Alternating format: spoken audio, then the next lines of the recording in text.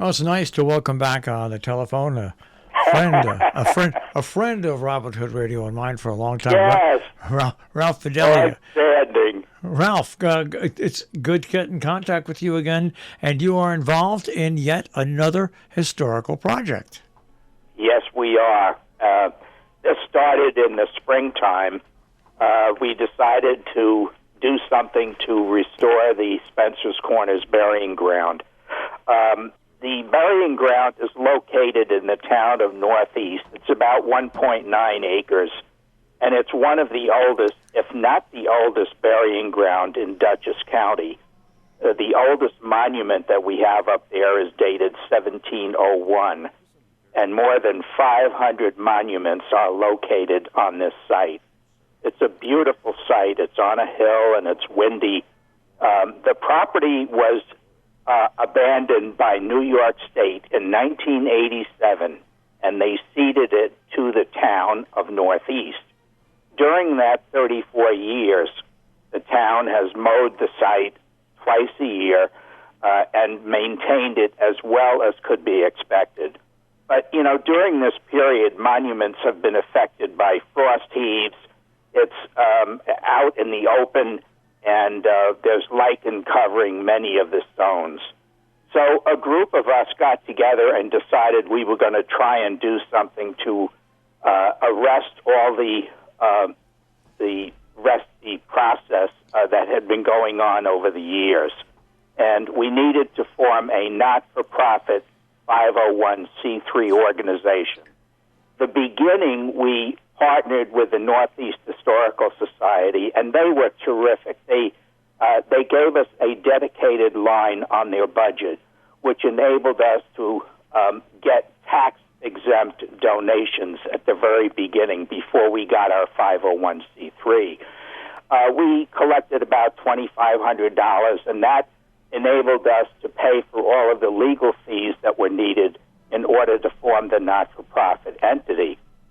We're now considered the Friends of Irondale Schoolhouse, the Friends of Spencer's Corners Burying Ground, is a bona fide 501c3 entity.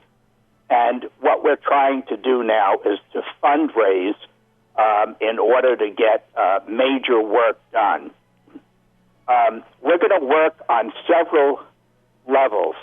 Number one would be stone scrubbings, which would be volunteer work, and this doesn't cost us much money, but it involves getting people to come to the school, to the burying grounds, and help us with the scrubbing.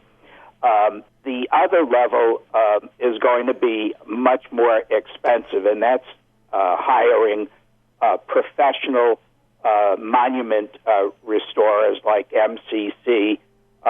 We've done some assessments in the burying grounds, and what we need to do now is to fundraise enough money to start working on major monuments. There are some obelisks that have been toppled over, and the expensive thing is to rebuild these monuments, putting in a new foundation, and then starting to layer all of the stones up.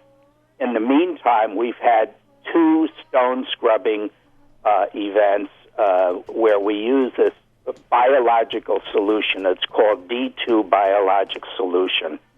And all of the professionals use this because it does not destroy the stone at all. It just cleans it, removes all of the lichen, and it takes a little elbow grease to do it, but we've already started that process, and we're hoping to have enough coverage so that it will be visible from the road. Our next scrubbing is going to be called the Big Scrub, and that's going to be on October 10th from 10 o'clock to noontime. And there's going to be some beer and refreshments, and we're hoping that people will come, help us scrub some stones, and get involved in in the whole process of restoration.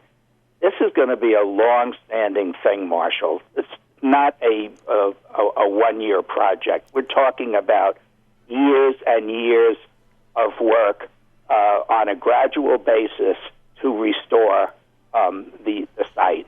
But it's doable, and what it does is it tends to bring people together. We respect the history of everything that has gone on in this area beforehand. There's loads and loads of history. We have one group of people who are doing nothing but historical research. We have another group that's working on mapping. Another group of our 501c3 is working on grant applications. So this is something that we really look to you to help spread the word. We need funding, and people can help us by sending a tax-deductible donation to the Friends of Spencer's Corners Burying Ground. And it's Claire Goodman is our leader. She's the president of the organization and can be reached at Post Office Box 1031, Millerton, New York, 12546. And we hope that people from your audience will join us on Monday, October 10th at 10 o'clock in the morning and either participate in the scrub or watch the scrub, photograph the scrub, and spread the word. You know, it's when you say long-term project, anything that goes into the history of a town or an area, and if you're going to do it right, is destined to be a long-term project. And what's interesting, and you're looking for volunteers and more money, the more long-term it is, the more volunteers you need, simply because there's so much that goes into it. But all people have to do is look back at the schoolhouse. You remember when that first started, Ralph? Yes, 2008. Yeah. And it took us from 2008 until 2013 just to move the building, and then we restored it in 2014 and 15. So we now have a little treasure in Millerton, and we want to have another treasure just north of the village. It's on Merwin Road, and it's a fabulous site. It's just beautiful, and we want to create the history. You know, a lot of people who are listening to this program may have relatives who were buried at Spencer's Corners. In fact, I got a telephone call from Butch Cathcart last week, and he was looking for his grandfather's grave.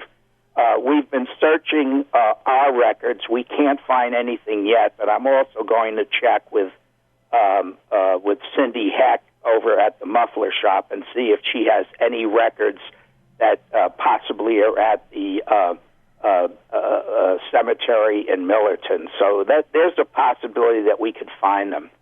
But the history, when you go back to all of the monuments and you look at them, I mean, there are monuments that go back to the American Revolution, to the Civil War, to the First World War. We get a lot of participation from the American Legion. They're Post 178, they come up every Memorial Day, and they post flags on all the old gravestones, the soldiers who had died for this country. They helped restore them, clean them up. So we're really looking for a lot of people to start to spread the word and give us the funding that we're going to need to get the expensive professional heavy work done, and that would be probably beginning next spring.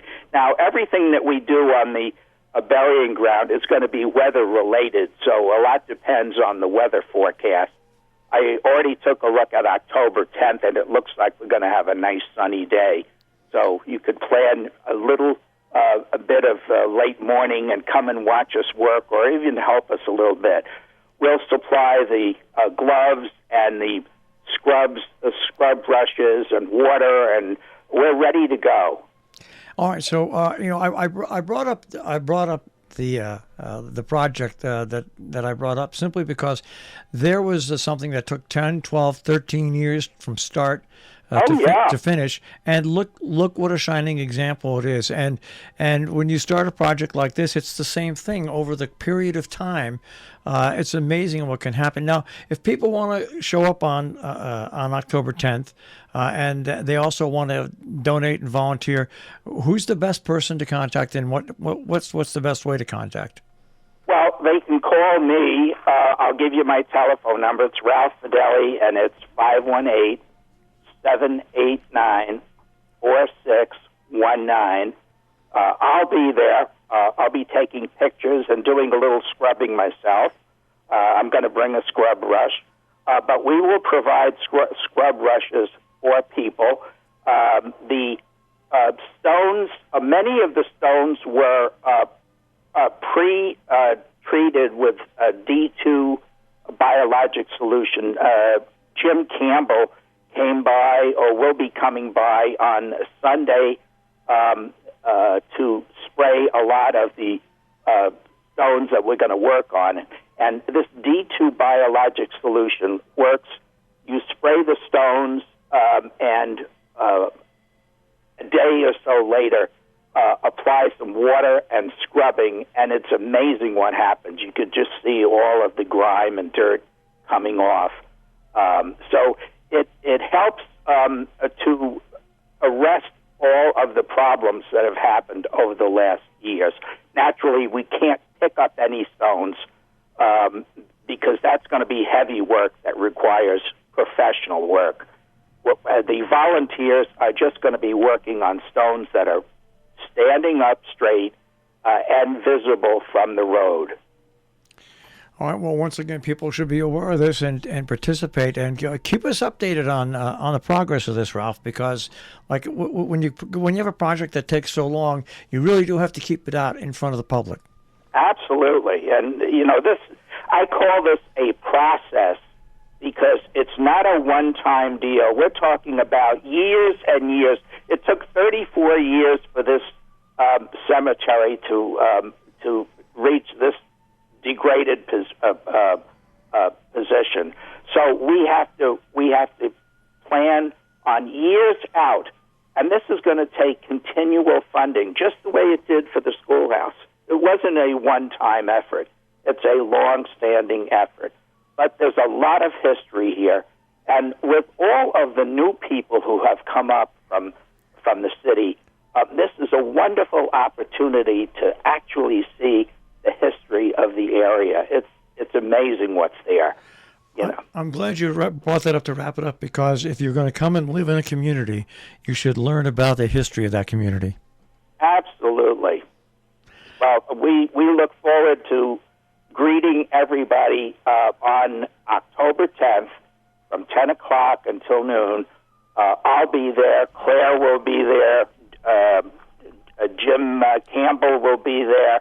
A lot of local people, people interested in the history of the area, and we can even take little guided tours around the burying ground. In fact, that morning I will be looking for Thomas Cathcart's monument. We don't have any written records of it, but I told Butch the other day that we would at least search out some of the monuments to see. Maybe we'll find it. Who knows? Yeah. Ralph, you're a good man. Well, I'm trying. I love this area so much, and I love the people, and it becomes it's part of our effort. We love history so much, and this is a way of honoring all of those people who lived here in the old days. We had the English came from Connecticut and Massachusetts. The Dutch were from the Hudson River, and this whole area was just amazing. Just a lot of history. Ralph, it's always great to speak to you, and keep us updated. I sure will. Okay. Thank you, Marshall. Take care. Terrific opportunity. All right. Take Thank care. you very much. Bye-bye.